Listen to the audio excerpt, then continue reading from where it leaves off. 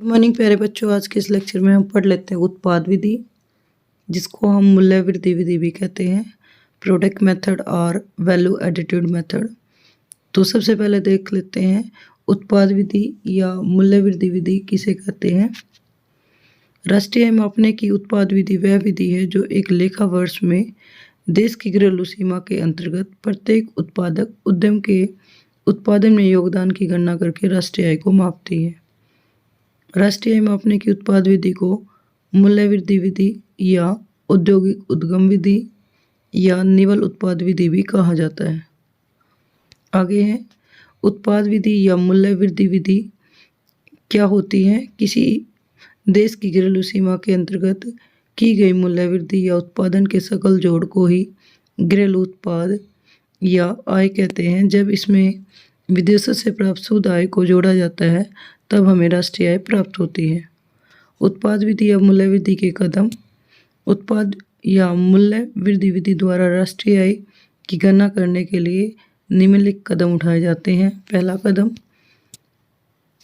उत्पादक उद्योगों की पहचान तथा वर्गीकरण। इस विधि में सबसे पहले उन उद्योगों की पहचान की जाती है जो उत्पादन करते हैं तथा उनका वर्गीकरण 3 श्रेणियों में किया जाता है: प्राथमिक क्षेत्र, द्वितीयक क्षेत्र और तृतीयक क्षेत्र। आगे देख लेते हैं प्राइमरी क्षेत्र। प्राथमिक क्षेत्र। प्राथमिक क्षेत्र वह क्षेत्र है जिसमें प्राकृतिक कारकों का प्रयोग करके वस्तुओं का उत्पादन किया जाता है। इस क्षेत्र में कृषि और उससे संबंधित क्रियाएं जैसे मछली उद्योग, खनिज उत्खनन आदि शामिल होते हैं। प्राथमिक क्षेत्र मेनली कृषि से संबंधित क्रियाएं को शामिल करते हैं। इसको कृषि क्षेत्र भी बोलते हैं। आगे है द्वितीयक क्षेत्र। इस क्षेत्र को विनिर्माण भी कहते हैं। यह क्षेत्र जिसमें उद्यम एक प्रकार की वस्तु को दूसरे प्रकार में परिवर्तित करते हैं, जैसे कपास से कपड़ा बनाना, गन्ने से चीनी बनाना। इसको औद्योगिक क्षेत्र भी कहते हैं, विनिर्माण क्षेत्र। तृतीयक क्षेत्र, इसे सेवा क्षेत्र कहते हैं। इस क्षेत्र के उद्यम में केवल सेवाओं का उत्पादन किया जाता है, जैसे बैंकिंग, बीमा, परिवहन, संचार, व्यापार, वाणिज्य आदि। आगे है दूसरा कदम मूल्य वृद्धि की गणना, एस्टिमेशन ऑफ वैल्यू एडिटेड। मूल्य वृद्धि की गणना करने के लिए यह जानना आवश्यक है कि मूल्य वृद्धि क्या है। मूल्य वृद्धि किसी उद्यम के उत्पाद के मूल्य तथा उसके मध्यवर्ती उपभोग या गैर कारक लागत मूल्य का अंतर है। मूल्य वृद्धि इक्वल है उत्पाद का मूल्य माइनस मध्यवर्ती उपभोग। आगे उत्पाद का मूल्य, वैल्यू ऑफ प्रोडक्ट। उत्पाद का मूल्य एक लेखा वर्ष के दौरान किसी फर्म द्वारा उत्पादित वस्तु या सेवाओं के बाजार मूल्य के बराबर होता है।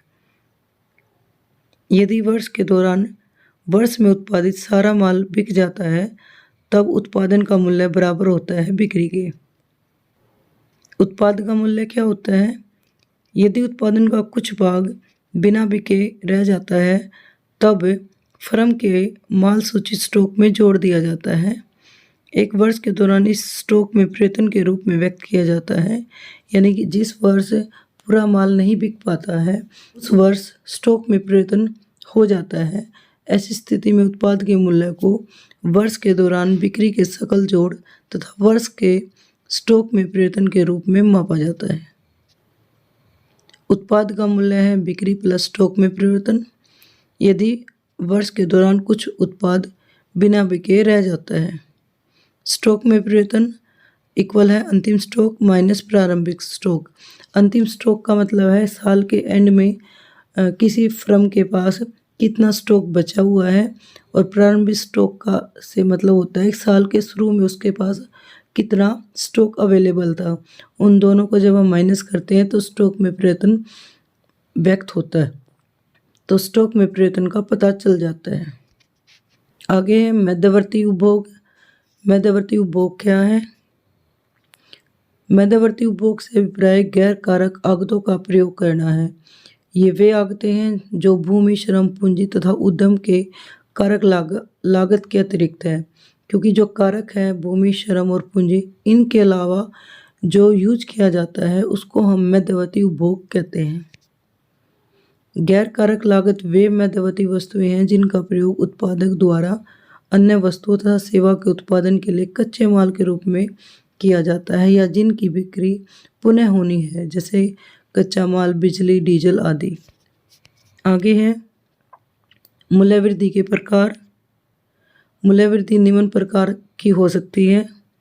बाजार कीमत पर सकल मूल्य वृद्धि, जिसका अनुमान निकाला जाता है उत्पाद का मूल्य माइनस मध्यवर्ती वस्तुओं का मूल्य। जीडीपी एट मार्केट प्राइस में से अगर हम डेप्रिसिएशन माइनस कर देते हैं तो net domestic product market price हमें मिल जाता है। बाजार कीमत पर निवल मूल्य वृद्धि, जो कि हम बाजार कीमत पर मिलने वाले सकल मूल्य वृद्धि में से मूल्यह्रास को माइनस करके निकालते हैं। अगर इसमें से हम शुद्ध अप्रत्यक्ष कर को माइनस कर देते हैं तो कारक लागत पर निवल मूल्य वृद्धि मिलती है। Net domestic product at factory cost, इसलिए जो मूल्य वृद्धि है वो 3 तरह से मापी जा सकती है। बाजार कीमत पर सकल मूल्य वृद्धि, बाजार कीमत पर निवल मूल्य वृद्धि, कारक लागत पर निवल मूल्य वृद्धि। आगे हम देखते हैं उत्पाद विधि द्वारा राष्ट्रीय आय का अनुमान कैसे लगाया जाता है। एक लेखा वर्ष के दौरान किसी देश की घरेलू सीमा के अंदर उत्पादक उद्यमों द्वारा की गई सकल मूल्य वृद्धि को बाजार कीमत पर सकल घरेलू उत्पाद कहा जाता है। Gross domestic product at market price, उसमें से अगर हम डेप्रिसिएशन को माइनस करते हैं तो हमें नेट डोमेस्टिक प्रोडक्ट मिलता है मार्केट प्राइस पर ही, और उसमें से अगर हम शुद्ध अप्रत्यक्ष कर को माइनस कर देते हैं तो हमें शुद्ध घरेलू उत्पाद मिल जाता है कारक लागत पर, और उसमें विदेशों से प्राप्त होने वाली आय को ऐड कर देते हैं तो हमें राष्ट्रीय आय मिल जाती है। GDP gross domestic product at market price minus depreciation equal है net domestic product at market price. अगर उसमें से हम नेट इनडायरेक्ट टैक्स को माइनस करते हैं तो मिलती है net domestic product at factory cost, और उसमें हम नेट फैक्ट्री इनकम को ऐड कर देते हैं जो हमें अब्रोड से मिलती है तो हमें नेशनल इनकम मिल जाती है।